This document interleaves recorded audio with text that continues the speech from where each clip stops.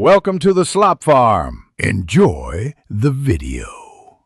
You start by setting your timeline frame rate and resolution so subtitles stay in sync with footage. Then import your gameplay video and any separate audio into the media pool. Keeping audio separate helps accuracy.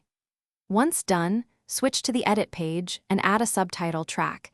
This is your container for timed captions.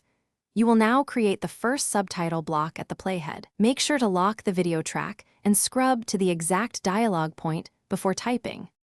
You will enter and format captions using the subtitle inspector so text remains legible over gameplay. Next, drag the playhead and insert a subtitle at each spoken phrase, splitting subtitle clips to match speech cadence.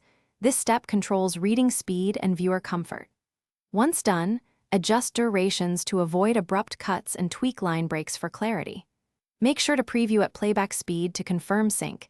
If dialogue overlaps, shorten or combine lines to preserve. You render either a sidecar SRT for platforms that support separate captions or burn subtitles into the video in Deliver depending on distribution. Once you queue and export, do a final playback at normal speed and faster speed to confirm readable pacing.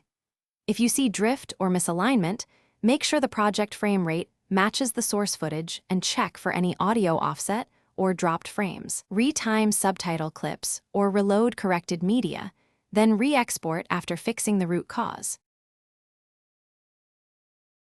Thanks for watching. Consider subscribing if we helped you today.